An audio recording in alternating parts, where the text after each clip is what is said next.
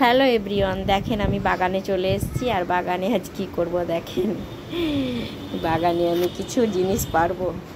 এই দেখেন, আমি পেরে নেব পেঁপে, আর এটাকে হবে ভাজা, পেঁপে ভাজা করব আজকে। আর তারপরে আমি দেখেন আর একটা জিনিস পেরে নেব। এই দেখেন শসা, গাছ থেকে টাটকা শসা। আর কোনো সবজি পাড়ায় আনন্দটাই আলাদা, বলেন।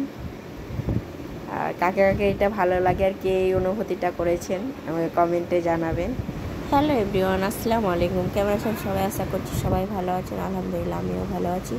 আর আমি বাগানে কুমড়ো গাছ লাগিয়েছি, তো কুমড়ো গাছের দেখেন ফুলগুলো ব্যাটা ফুল বলছে, এরকম ফুল হচ্ছে। তো আমি ভাবলাম যে নষ্ট কেন করা যাক, ফুলগুলোকে তুলে আনি, দিয়ে বড়া ভাজি। কুমড়োটা এমনিতেই মিষ্টি হয়।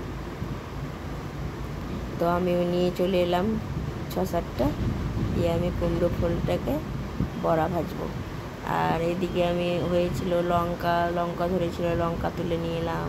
তারপরে শসা, তারপরে লাল পেয়ারা কে কে খেতে পছন্দ করেন আমাকে জানাবেন, ভেতর লাল। আর এই দেখেন, এদিকে আমি পরিষ্কার করে রেখে দিয়েছি। আর ওইদিকে আমি বেসনটা চেলে নিয়েছি, বর্ষার বেসন, কী থাকবে না থাকবে বলে। আর বেসনের সঙ্গে আমি একটু চালের গুঁড়ো দিয়ে দিয়েছি, তারপরে দিয়ে দিলাম লবণ, একটু হলুদ আর কালো জিরে। আর কিছু দেব না, আপনারা চাইলে লঙ্কার গুঁড়োও দিতে পারেন আর অ্যাভয়েড করতেও পারেন। তো এটাকে ভালো করে ফেটিয়ে নিয়ে তেল গরম করে গরম ভেজে নেবেন। আর সন্ধ্যের সময় বসে খেয়ে নেবেন।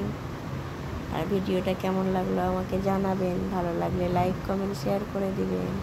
এই দেখুন একটু পোড়া হয়ে গেছে, আমার বর ভেজেছিল, আমার মেয়ের শরীর খারাপ তাই। বাই বাই, ভালো থাকবেন সবাই।